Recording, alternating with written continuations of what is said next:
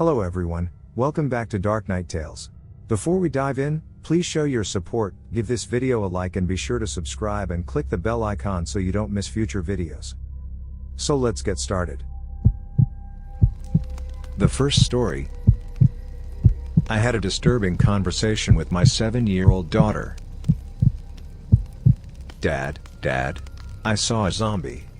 I was in the kitchen making tea when my little girl came rushing in. She ran through the back door so fast she almost tripped up the step. I poured boiling water from the kettle into a mug, hardly looking up. Oh yeah? Yeah, I did. Its face was all pale and messed up. It was gross, Dad. I put the kettle back and picked up the milk. Sighed inwardly.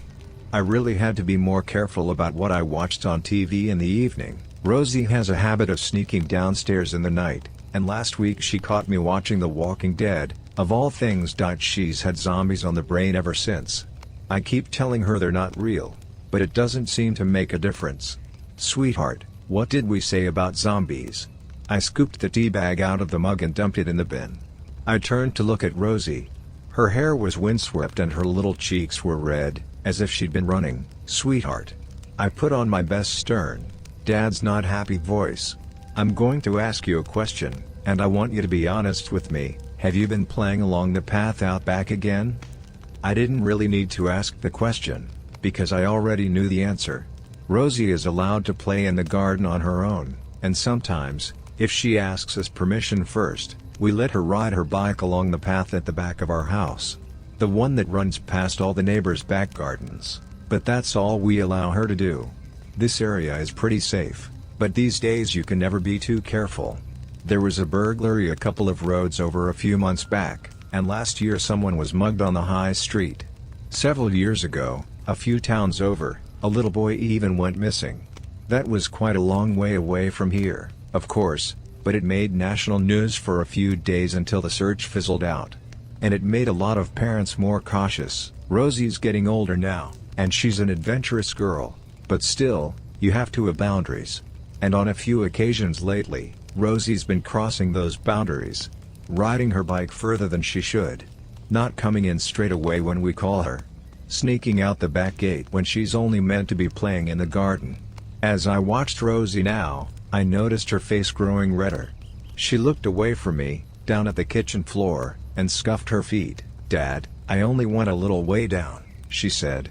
I promise. I was chatting to Mr. Henderson, because I saw him in his back garden. I said hello and made him jump. I sighed. So there it was, Mr. Henderson was Rosie's zombie. Yesterday it was the postman, and the day before that it was a different neighbor. I took a sip of tea and shook my head. Mr. Henderson was, in fairness, a better candidate than the others. The guy lives on his own, and he looks about 100 years old, moles all over his face. Skin like a deflated balloon. Whenever we'd chatted over the garden fence before, though, he'd always seemed nice enough. Just a bit lonely. I couldn't have Rosie going around calling him a zombie. Listen to me, sweetheart. I know you didn't go far or anything, but I don't want you. I came right back after too, Dad. Rosie interrupted. She was staring up at me now, blue eyes large and pleading. I promise, and I even said no when Mr. Henderson offered me an ice cream, because I know you don't like me taking stuff from strangers. I opened my mouth to respond, then paused. He offered you ice cream? Yeah, but I said no. Mr. Henderson really wanted me to come in and have one, but I told him I had to get home. And then I came straight back here to tell you I'd seen a zombie, and Rosie was babbling now, her voice whirring like a motor. But I'd stopped listening, my mind was still stuck on something she'd said a moment before. Mr. Henderson really wanted me to come in and have one. I took another sip of tea and frowned. That wasn't good. I didn't mind the neighbors chatting to my little girl, but I didn't like the thought of them inviting her in. Not without us there.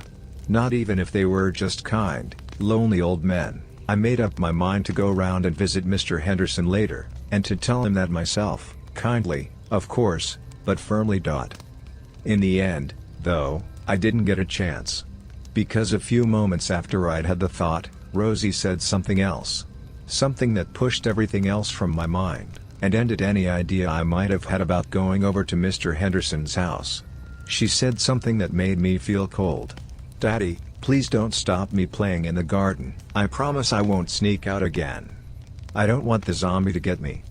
"Rosie, I'm not going to stop you playing in the garden. But you have to make me a couple of promises, too. First, promise me you'll stop going around calling people zombies. Mr. Henderson might be old, but he's not one of the living dead." Rosie frowned. "I didn't." "What do you mean, you didn't? You just ran in here a moment ago calling him one." "No, I didn't. Mr. Henderson's not a zombie. I saw the zombie in his house, but it wasn't him." I frowned. I had the mug raised to my lips to take another sip of tea, but now I put it down again. "What do you mean, sweetheart? You saw someone else in his house?" "Yeah, the zombie, Dad. I could see it pressed against his little basement window while I was talking to him." Cold fingers ran up my spine. "What?" "Yeah, it was really scary. Its face was all bashed up and bloody, and its mouth was open, like it was screaming at me. But do you know what confused me most, Dad?" I tried to keep my voice steady. "What?"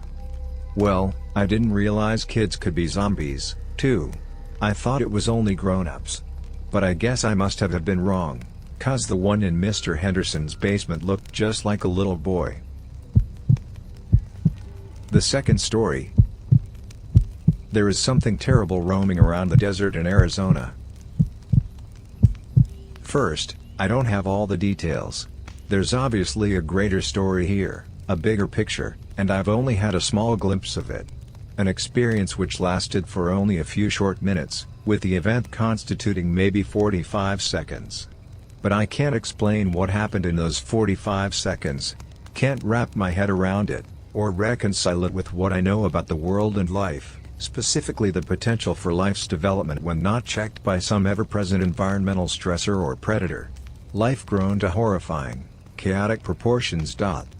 A few days ago, I got a call from my brother in Arizona, asking if I wanted to visit, maybe do a little hiking, eat at some Mexican restaurants he thought I'd like, etc. He'd just gotten some big bonus at work, and wanted to spend it on some brotherly time. I had a few vacation days saved up at work, so I agreed, and took the necessary time off. Nothing of interest happened on the way there, and we met without any issue. He showed me around Phoenix, Tempe, and Chandler, and treated me to some food. 2 days went by and we branched out in our explorations of the state, visiting Sedona and a few other areas. I was set to leave on the 3rd, when he suggested that we end my stay doing something outside. We'd already gone hiking, but he wanted to do another outdoorsy thing, since he knew I wouldn't be able to once I went back home, where the weather was and still is snowy/rainy. We found a decent place to camp for a day in southern Arizona, somewhat near the border, not far off from where we had hiked the day before. With Arizona being a desert, there was plenty of land and open space for us to spread out our stuff and relax. The drive there, which lasted a couple hours, gave us time to chat, and listen to the few bands we mutually enjoy. We brought the usual camping supplies, tents, food and water, flashlights, flares, a radio, etc. It was just one day, an evening and a night, really, so we only brought the basic, i.e. cheapest, necessities. His truck was parked about half a mile away from the campsite, to preserve the camping atmosphere, whilst keeping it at a reasonably accessible and visible distance. We spent most of the evening just talking, catching up on anything we hadn't covered the first 2 days, and eating the leftover food we'd saved from past restaurant dinners. There was no one else out that we could see, and the nearest road was about 2 miles from where we had parked the car. It was mostly flat desert in every direction, a cozy desolation. Around 10 p.m., just after we had finished dinner and gathered up our trash, we both saw something off to the north, about half a mile from camp. A mound in the desert, but one that moved, seeming to inch toward us every few seconds. Not continuously, but in steady lurches, as if the energy or effort for each motion needed to be mustered. The mound was the same color as the sand, but even from the distance we had initially spotted it we could tell that it wasn't made up of sand. The surface, while sand-colored, was fuzzy, in a way that was highly uncomfortable to look at for more than a few seconds. I remember turning to my brother and seeing him wince and rub his eyes. I'd had the urge to do the same. For whatever reason, a mixture of awe and fear, maybe, we stayed put. Didn't move until the thing was only a few yards away. At that distance, the size of the thing finally registered to me. It was huge, an immense body that towered over us. I'm sure the sheer flatness of the area made it seem larger than it really was, but sitting before it, looking up at this wall of uncanny fuzziness, really gave the impression of enormity. I've spoken with my brother several times since then, and each time we try to recall and describe the thing, we come up with new descriptions. Not necessarily new details, but new forms, structures. We generally tend to settle on the admittedly odd description of a huge and dry washcloth. One that's been thoroughly used and left out for quite some time, scaled well beyond usable proportions. A haphazard shape, not necessarily formless, but spread out. Another description, one I offered, was a hideously blossoming flower. The ugly petals unfurled, some larger than others, but without any uniform center. There were no eyes, no feelers, antennae or identifiable sense organs, only the massive, ever-mobile body. If given the means, the easiest way I could replicate the thing's overall structure would be if I were to take a ball of light brown clay or dough, pull at it in every direction, and then insert tiny, almost microscopic pins all over its surface. Thousands of them. Then, somehow, make those pins vibrate, and give the dough itself a sort of buzzing, almost breath-like animation. I know it sounds ridiculous, but that's honestly the clearest idea I can give, the best reproduction of how the thing idled. We stared at it without speaking, both feeling something more than just basic fear. When it got really, uncomfortably close, I felt sick, not queasy or nauseous, but more like delirious. As if being in close proximity with it had caused some sort of sudden neurological issue. While I didn't recognize it at the time, looking back now, I'm certain that my mind had simply been unable, or independently unwilling, to fully grasp the thing's appearance. It was so unusual, so unprecedented. One of the parts, tentacles, tendrils, even the more general term appendages all feel weirdly inaccurate, drifted by me, in what could have been a missed attempt at contact, or simply another motion of self-propulsion, and I felt the space around me shift, get pulled away in the wake of the part. I was suddenly aware, acutely, intimately aware of the space I occupied, somehow became highly sensitive to the particles or whatever, and noticed, palpably, how the stuff of that space had been drawn away from me. This interaction, phenomenon, whatever you want to call it, scared me more than the sight of the creature itself, the revelation that it could somehow subtract or brush aside the elements, the essence of the air, was absolutely terrifying. I heard my brother utter and then quickly stifle a cry, and turned toward him just in time to see the passage of another part over his head, this one much larger than the one that had swept by me. The thing was now over us, and I expected to find teeth or a gaping maw or something like that beneath it. I think, at the time, I had mentally associated its appearance with that of an octopus, or a starfish, some multi-legged, water-inhabiting creature, but having thought about it a lot, I can confidently say that neither are close enough for a worthwhile comparison. Their anatomies are too ordered. But there was just more of the same beneath it. More of that pulsing, buzzing, prickly flesh, which was so disconcerting to look at it. Since it hadn't tried to eat or attack us, I got the idea that maybe it couldn't see or sense us, so, I turned to my brother and mouthed, "Don't move." He didn't nod or mouth anything back, but it was obvious that he'd already decided to stay still, likely out of sheer terror. We've had our disagreements about the exact amount of time we spent beneath it, but agree that the thing's passage took between 20 and 45 seconds. It had felt much longer than 20 seconds to me, maybe because I was so hyper-aware of it, of its bizarreness in relation to myself. I think my brother had been numb to his perception of time while the thing passed over him. It had obviously affected us differently. I didn't turn around immediately, actually waited several minutes before even turning to my brother. When I did, I saw him breathing slowly, rhythmically, obviously trying to calm himself down. I on the other hand was weirdly relaxed, at least in an immediately physical sense. Terrified, sure, but I had been so thoroughly scared by the thing's unwholesome and unprecedented nature that my mind essentially said, "FCK it," and put me into a kind of blissfully apathetic state.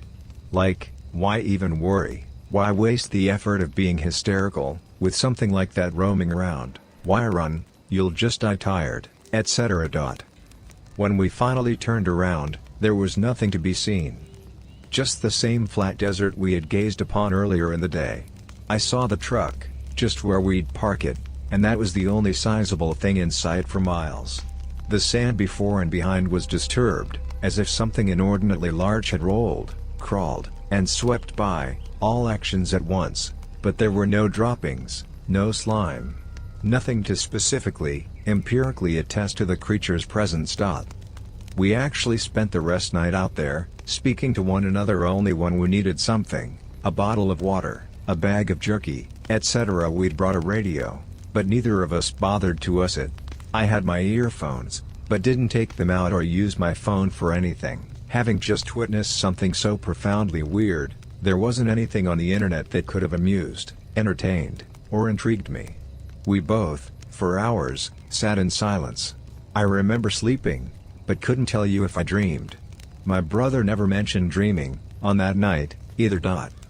In the morning we packed up our things, quietly walked back to the truck, and then drove back to his house. We had a farewell breakfast at a diner not too far from the airport, and then I flew back home. We didn't discuss the experience until almost a week later, both having needed time to process our thoughts. It wasn't like seeing a wild animal, or a car crash, or a building collapse, or anything worldly, mundane.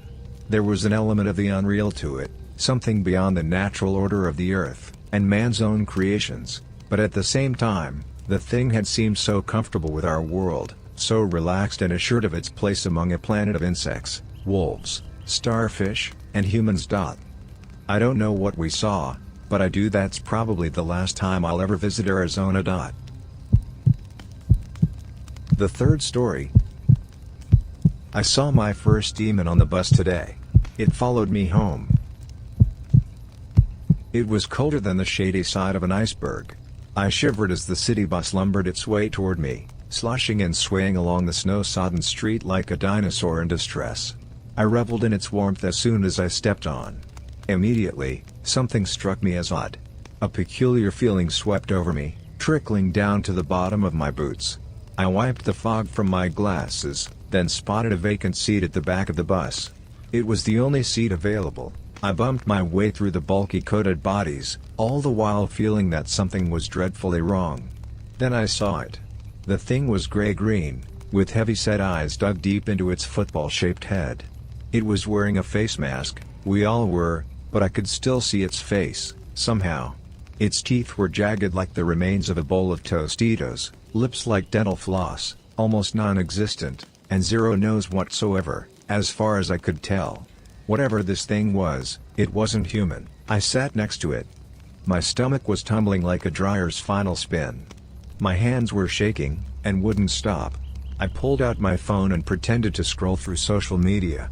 But I wasn't. I was looking around to see if anyone else could see this thing for what it truly was. It had been a long day at work. Being a nurse in 2022 was pretty exhausting. Maybe my mind was playing tricks on me. It must be, right? Except, I could feel the thing eyeballing me, its slippery mind worming its way into mine, like an anonymous hacker. It made me feel gross all over. The thing was leaning forward, studying me. I wanted to scream in rage and get away from it, but instead I sat quietly, hoping it would leave me alone, whatever it was. Then it spoke to me. "Cold enough, for ya?" it asked. It sounded like it was chewing razor blades. Its voice was devoid of any emotion or inflection. The words sounded forced, almost robotic. I was too terrified to respond, so I simply nodded.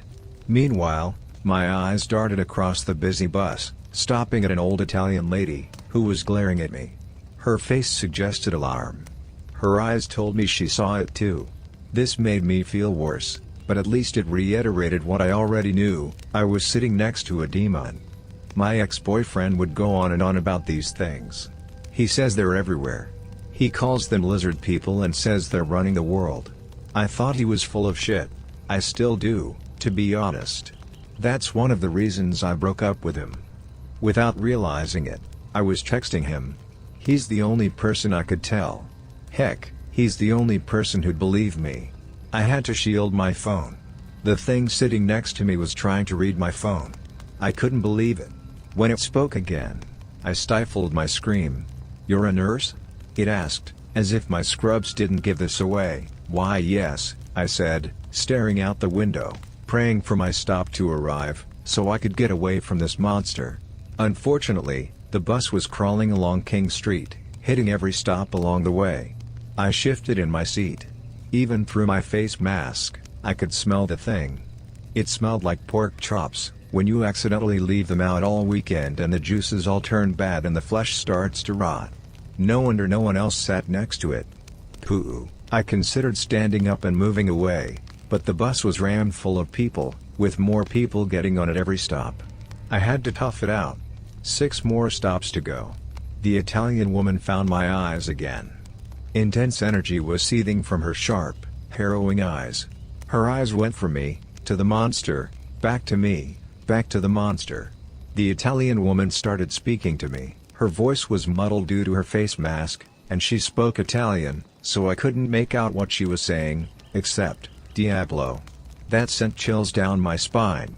Meanwhile, the creature continued studying me with great interest, as though I was a zoo animal, or worse, a science experiment. Then it touched me. The bus hit a bump and everyone jilted. The thing jumped from its seat, as did I, and touched my leg when we landed. It felt slimy and gross. Even through my clothes. I now have a rash on my leg from where it handled me. Just my luck. 5 more stops to go. With immense effort, I forced the thing's hand off my leg. "Pardon me," it said in a slithery voice. Oh, how I wished it wouldn't speak. Without meaning to, I turned and looked it straight into its eyes. I shuddered. Its eyes were big black holes, like eternal darkness, except something in the darkness was turning over and over somehow, like spinning marbles of madness. I pulled my eyes away. It bared its teeth. It knows. It knows I can see the thing for what it really is. 4 more stops. I wished this bus would get a move on. "You live around here?" the thing asked. I refused to answer. I smiled and nodded politely and looked toward the Italian lady for support. To my chagrin, she was standing up, bouncing her way toward the exit. She did, however, glance over at me, while the door groaned its way open.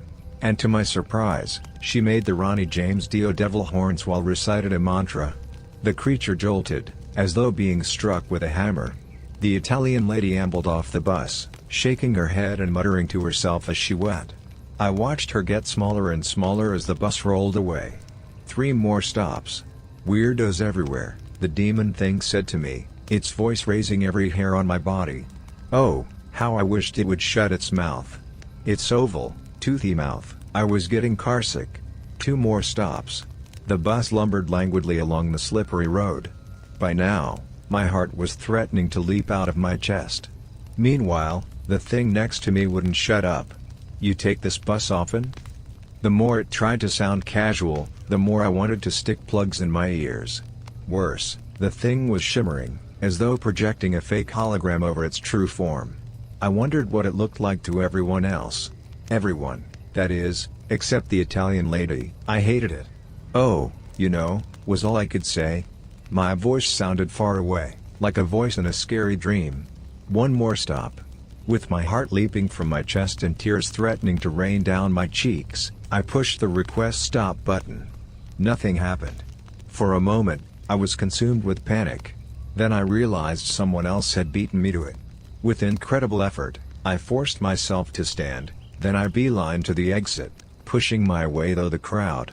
The bus pulled over and I got off. I breathed a sigh of relief the second my boots hit the ground.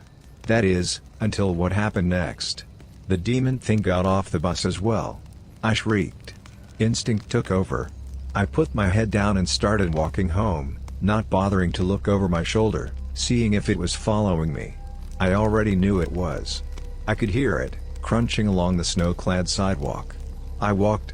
It was bitter cold, the sidewalks were crusted in filthy slush and pieces of gnarly ice. Walking in this weather isn't easy. let me tell you, but I soldiered on. As I turned onto my street, I stole a quick glance over my shoulder. Sure enough, the creature was close behind me. For a moment, I froze dead in my tracks.